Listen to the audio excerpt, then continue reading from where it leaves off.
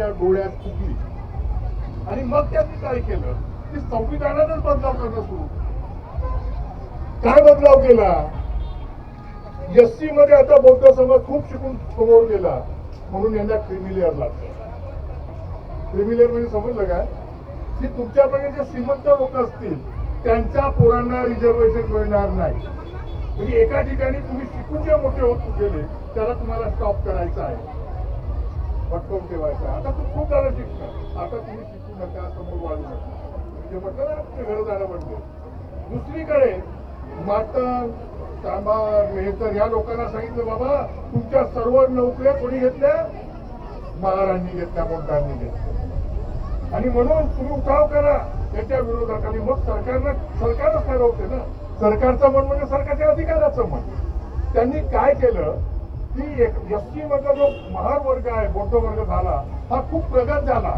त्यांना रोखण्यासाठी त्या त्या जातीला अ ब क ड असं वर्गीकरण केलं आणि खूप पाळायचा प्रयत्न केला. संविधानामध्ये 341 कलमामध्ये असं आहे की बाबासाहेबांनी 59 जाती जरी केल्या तरी एक जिन्सी ठेवलं, कोणाला मना नाही, सर्व सोबत राहा, सर्वांनी शिक्षण घ्यायचं आणि नोकऱ्या मिळवायच्या.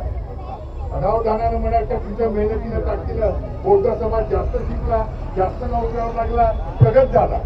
मातंग समाज नाही झाला तेवढा, चांभार समाज नाही झाला तेवढा, मेहतर समाज तेवढा प्रगत झाला नाही. आणि म्हणून शिक्षण त्यांना कमी आहे म्हणून प्रगत झाला. आणि नेमकं ह्या गोष्टीचा त्यांनी विचार केला आणि तुमच्या आमच्यामध्ये फूट पाडायचं त्यांनी ठरवलं. आता काय केलं, उद्याचा शेवटचा तारीख आहे, उद्याला तुम्हाला फ्रॅक्शन त्यांनी सांगितलं का तुम्ही याच्यामध्ये बुद्ध आज 14 एप्रिल झाली मग बुद्ध जयंती आहे, याच्यामध्ये आपण नारे लावण्यात राहू, रॅली काढण्यात राहू, जयजय करण्यात राहू, केक कापण्यात राहू.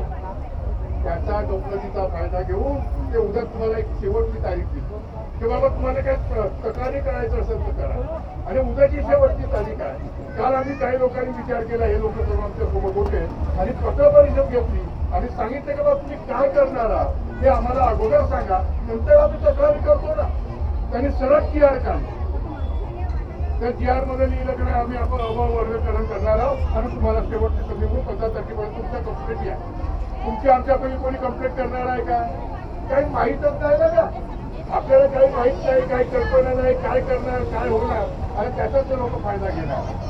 म्हणून काल आम्ही पत्रपरिषद घेतले आणि आज असं ठरवलं की प्रीतीनी आणि संध्यानी वगैरे म्हटलं आमच्या वेळातल्या काही लोकांना सांगा हा रस्त्यावरचा विषय नाही आहे आपला, हा तुमच्या उत्साहामुळे तुम्हाला नर्वस करण्यासाठी मी सांगून नाही राहिलो. पण उद्या जेव्हा काही त्रास होईल तर आपल्या असं अल्पहिजे लहान पोरं बाबासाहेबांची जय म्हणतात, किती उत्साह दिसते हो. त्यांचा भविष्याचा विचार करायचा आहे तुम्हाला. तुमचं झालं, तुमचं माझं आटोपलं, आपल्या पोरांसाठी तुम्हाला आता कुठंतरी एकत्र येऊन लढाई द्यावं लागेल. आणि म्हणून मला तुम्हाला विनंती, आग्रहाची विनंती आहे, या गोष्टीचा विचार करा. आता आपण इथे काही उघड्यावरती काही जास्त गोष्टी बोलू शकत नाही. कुठेतरी 4 चौकटीत बसलं पाहिजे, आपण विचार विनिमय केला पाहिजे. माझ्या समाजाचा कसा भलं होईल, कुठं चुकून राहिली सरकार, आपल्याला सरकारला कसं बाध्य करण्यात येईल याचाही आपण विचार करावा. आणि सर्वांचे लक्ष तिकडे असल्यामुळे आपल्या गोष्टीकडे कोणी लक्ष दिणार नाही म्हणून मी काही सांगतो.